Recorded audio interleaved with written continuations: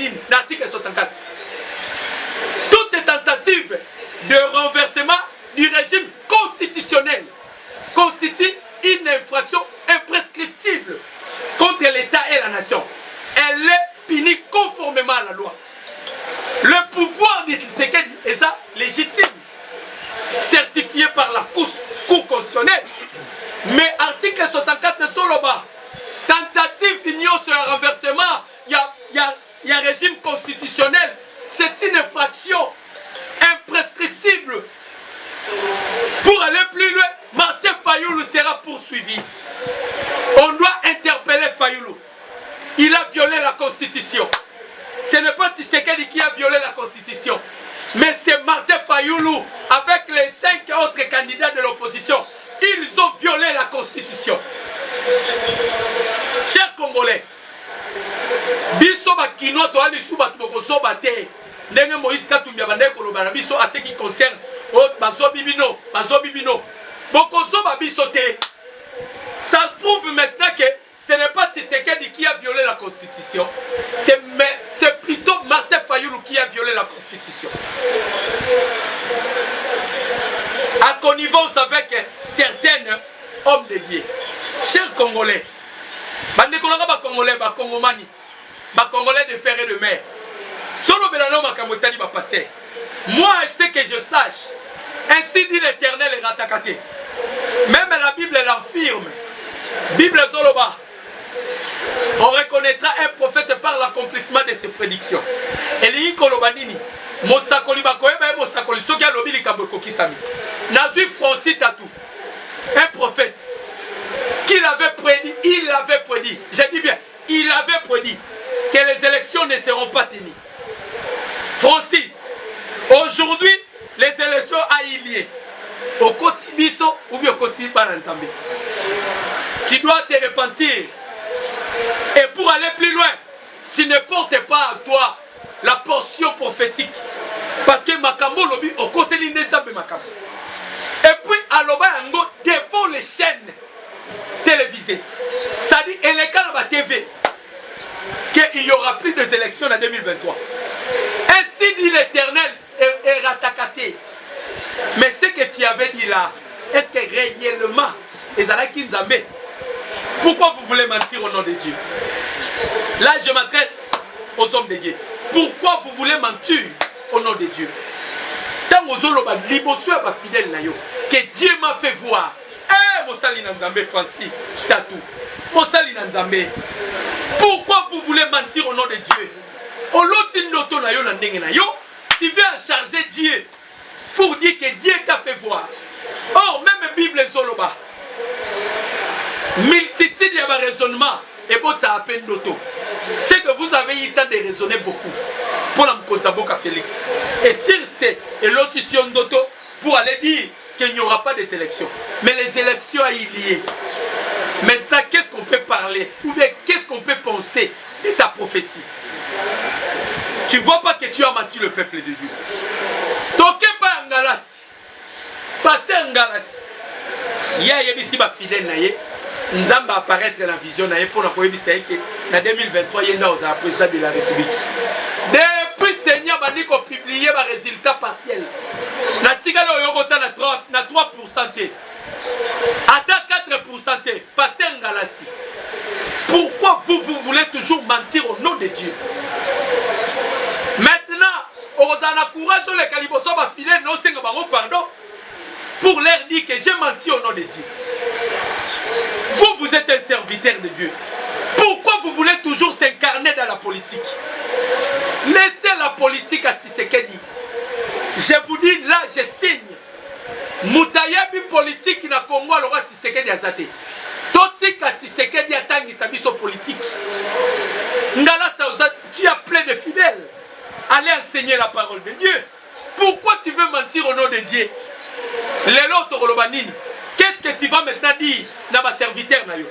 Qu'est-ce que tu veux maintenant dire ou qu'est-ce que tu vas encore dire devant tes fidèles? C'est que vous devez faire, Pasteur Ngalas. Yakali Bosso va fidèle nayo. Senga bango pardon. Parce que vous êtes parmi bateau et basalaketi. Koutino. azo AVC. Pasteur Ngala Sozana Kati. Parmi Batou, Oyo Basala qui continue à AVC. Pasteur Ngala Sozana Kati. Je connais bien l'histoire, tout ce qui s'était passé. Parce que Moutouya Yambona va pasteur. À Boaka Kambela, s'ils sauvons le Congo, c'était Coutinho Fernando. Coutinho avait déjà la vision. Nous devons sauver le Congo. Par rapport à Makambo et Salamaki, Nazo rappelé Bino, et puis Nazo relaté Bino histoire. Qu'est-ce qui s'était passé pour que le lot Coutinho soit AVC, Atikala Inap. Ba pasteur Basanganaka, Sonika Futanakati, Nkakenza Nakati, Ngala Sinakati, Coutinho aussi à Zalaka.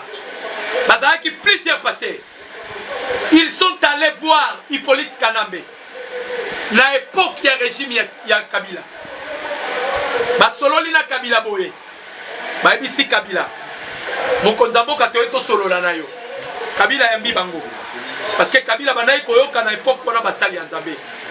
Kabila tango yambi bango. Ba ebisi Kabila toeto solo la. Biso to basali na Nzambe. Ndel toza boye. Tozo so ba jimi ya bana Nzambe.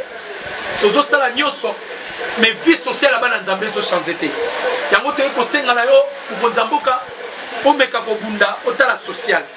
Lelo yo ba perdien. Bazolo belala ce qui concerne les social. Au moment où basali na Nzambe, ils sont allés concilier Kabila pour les problèmes du social. Il y a République démocratique, il y a peuple congolais. Alors, tango basolo li Kabila yo kibango basilisi. Quand même, Batunyo se sont baillés au tel Mokonzamboka babima maboko pambate. Alors, nakobima na bango boyo kabie bandeko na ba congolais. Ce que je vous dis est vrai et vrai. Et je suis là devant vous, je jure que par la vérité. Nakobi avant kobima na bango. Kabila bandiko pesa pasteur moko ba enveloppe. Et puis ba enveloppe Kabila ne blaguez pas. Si ce n'est pas dans les 50 000, c'est dans les 100 000 $. Abandiko pesa. À combien pas il y a Coutinho a payé sa enveloppe, Coutinho a boyé pour enveloppe. Coutinho a dit à Kabila, président, nous ne sommes pas venus ici pour avoir des enveloppes. Ma pasteur Onyo Sobomo n'a pas besoin de la Bible. Pas besoin de la fond. Toyaki a pour nous plaider pour nous peuple nayo. Coutinho est le seul pasteur à refuser l'enveloppe. Pour ouder la maman Kabila. C'est par là. Les guerres à Coutinho et Bandi. Kabila zongi na vélo, ba pasteur Babini. Les deux autres pasteurs doivent encore revenir voir Kabila pour leur dire que c'est ce que vous voyez là, Aza populaire, ce qu'on peut espace, nous devons quoi ça pouvoir na yo. Et bino mo boyebi, en quel roi n'gaba simba trône na yo. C'est par là que Kabila va susciter maintenant la guerre avec Coutinho. Nous monara Coutinho à Kendaka exil, Koya. Bakem koboa ba arme na église na ye bakangiye on l'a sanctionné de bakondana Elisa. Ngala ça fait partie ya Batouana. Et aujourd'hui Ngala ça va se présenter encore devant le peuple congolais pour leur dire que Dieu m'a envoyé pour que je devienne président. Yo zala ki obstacle à sauver le Congo. Ba congolais tant on a liboso na bino. Tozo j'irai que au nom il y a unité nationale. Je ne suis pas venu ici pour parler d'un parti politique Moko Songolo. Je suis venu ici pour parler sur l'intérêt du peuple congolais. Parce que Tshisekedi, du président Félix Antoine Tshilombo, son excellence, à sa président à parti politique, il est le président du peuple congolais. Il jure que par le peuple congolais. Voilà pourquoi Tozolo Baké, Martin Fayulu, ce que vous avez fait, vous avez violé la constitution. Vous serez poursuivi judiciairement. Martin Fayulu, on doit t'arrêter parce que tu as violé la constitution. Vous avez voulu violer la constitution et vous l'avez aussi violée. Vous serez poursuivi parce que vous avez violé la constitution. Vous serez poursuivi. Là je dis et je signe. Martin Fayulu, na groupe Nabino, vous allez comparaître. Vous serez poursuivi judiciairement en voulant s'accrocher à l'article 64, Article 64 les obalukela bino parce que bino ne police comment violer la constitution. Vous voulez renverser le pouvoir légitime, le pouvoir ou les régimes constitutionnels. Vous voulez en sorte que vous renversez le pouvoir constitutionnel. Vous serez arrêtés. Wana eza infraction liboso. Infraction mibale ba minero yokotisaki na marche. Comment vous avez utilisé les mineurs au profit de la politique Nabino? Pourquoi vous allez utiliser le mineur? Pourquoi vous avez voulu utiliser le mineur au profit de Yambongo Nabino? Chers Congolais, politique est combien Sengo Makasi? Tant que vous avez il n'arrive pas à maîtriser la politique. Il n'arrive pas à contrôler la politique. En soi, pour aller plus loin, Bafayulu bayebi politique. Bayebi politique, chers Congolais de père et de mère. Mon numéro c'est plus 243 89 63 95 965. Plus 243 89 63 95 965. Vous devez liker l'émission, vous devez aimer, vous devez partager les liens, vous devez s'abonner massivement, partager des liens. C'est moi votre communicateur de l'unité nationale. On doit maintenant parler de Soriano Moïse Katumbi. Chers Congolais, Congolais de père et de mère, politique est comme il est. Après ma crossage, après les efforts fournis par les Congolais pour dénoncer que Moïse Katumbi c'était un Rwandais, Moïse Katumbi c'était un Juif, Moïse Katumbi c'était un Zambien, Moïse Katumbi c'était un Burundais, Moïse Katumbi c'était un Italien.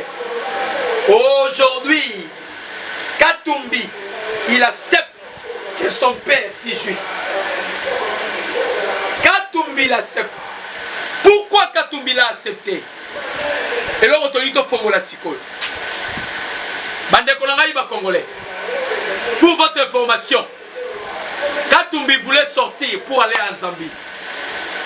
On l'a intercalé. Katumbi au Bimate, on l'a Kedewa.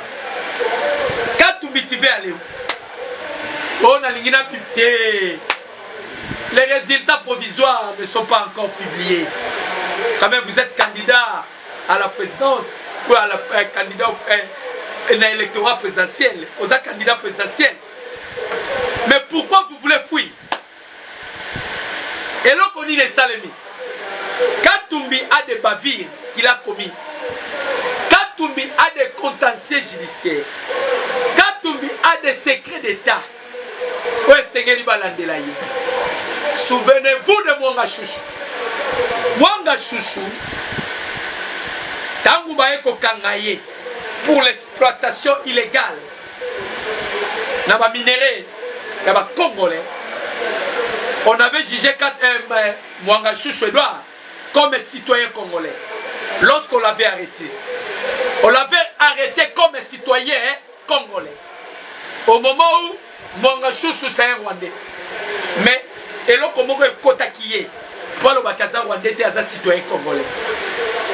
Alors Mwanga Chouchou a été jugé et condamné.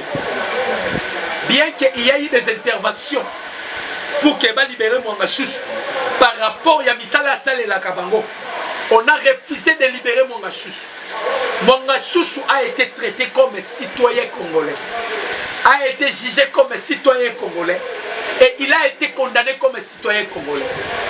Mwanga Chouchou possédait 36 carrés miniers. Mwanga Chouchou possédait 200 km² d'une possession.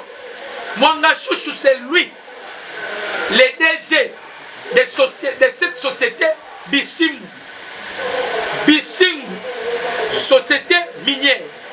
Mukolo Nango, c'est Mwanga Chouchou. Lorsqu'on l'a arrêté, on l'a jugé comme étant citoyen congolais. Maintenant, à ce qui concerne Katumbi. Katumbi, il a accepté maintenant que son père fut juif. Pourquoi? Parce que Katumbi a zali soupçonné na crime ou salamaki pona de feu ou feu Chéribé Okende. Chéribé Okende selon les analyses, selon l'expertise, Sali, suspect numéro 1, c'est Moïse Katumbi. Voilà pourquoi Moïse Katumbi a boaki déjà éponge pour la Kondibake. Il y a Zali juif. En ce que tant que dossier on est s'empirer, tant que va interpeller la justice d'Abisso, il va maintenant brandir sa nationalité juive selon la loi pour qu'il soit expulsé. Azonga kunana et pas yaba juif, basambise pas yaba juif. Là c'est son calcul. Oh si tu comprends yango. Maintenant la deuxième chose.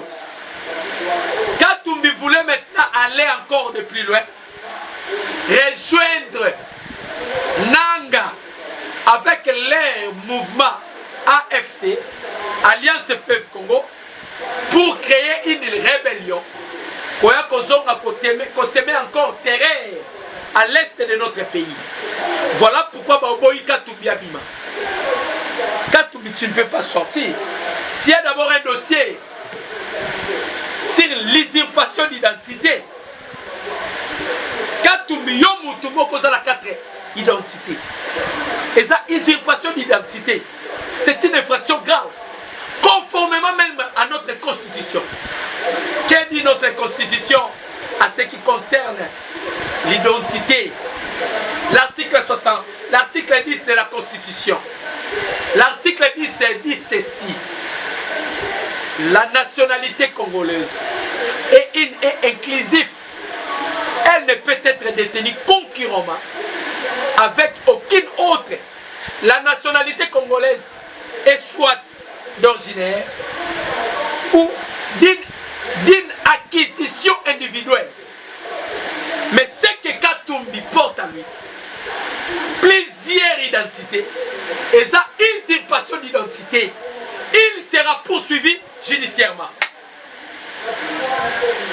Non, Moni, Katumbi a commis déjà qu'on dit ma casa juif. Katumbi tika biloko wana au postulat qui na candidature présidentielle, le corps la citoyen congolaise. Et cours et certificat que vous êtes un Congolaise. Mais pourquoi vous voulez fuir Katumbi? Pourquoi vous voulez fuir? Hier, je vous dis bien, hier, c'était vers 8h30.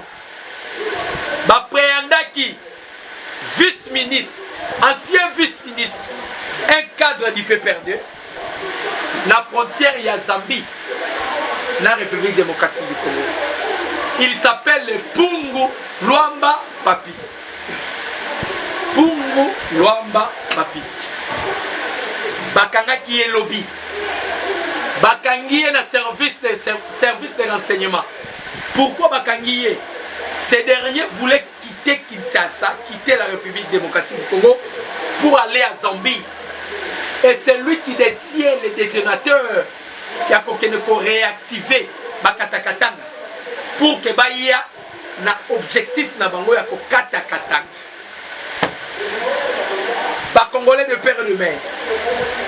Tant que tu as bisaki batu que babundisaka Elohim te, les gens n'ont pas pris compte.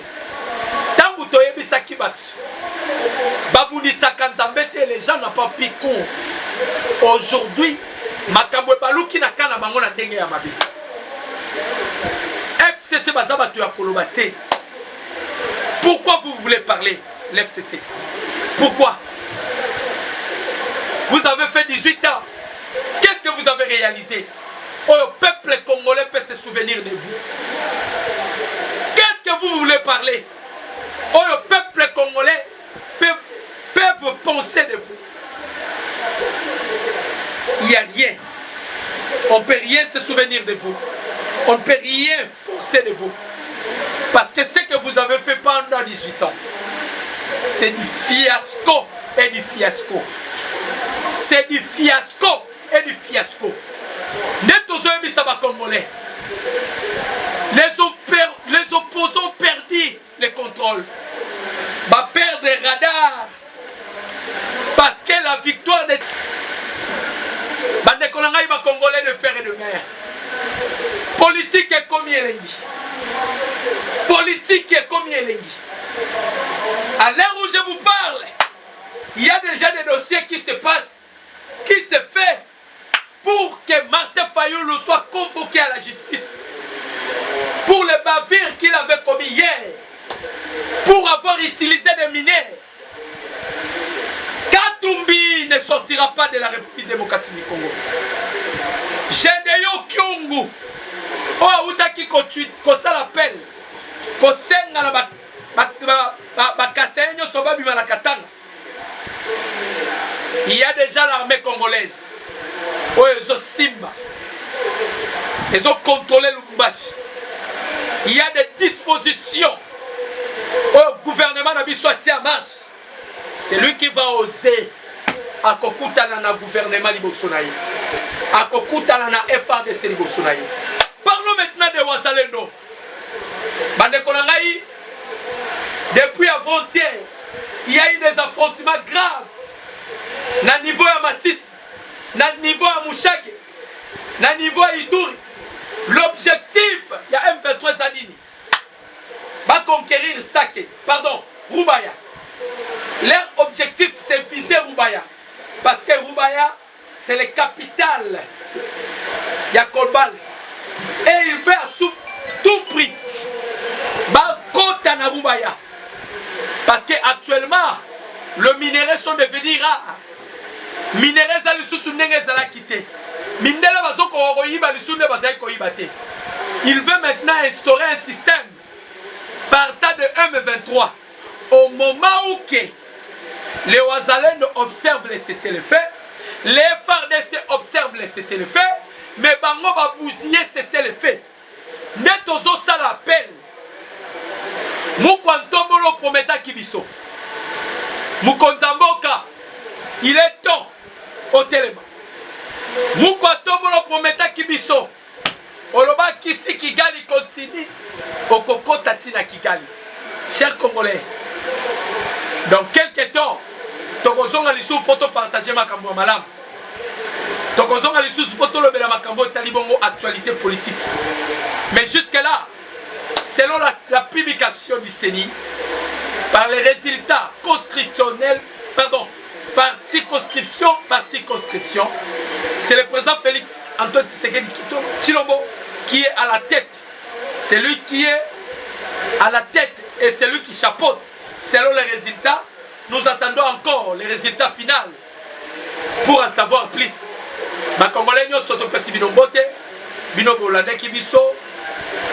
Je vous demanderai encore de vous abonner, de partager les liens. Je dis et je vous remercie. Ciao.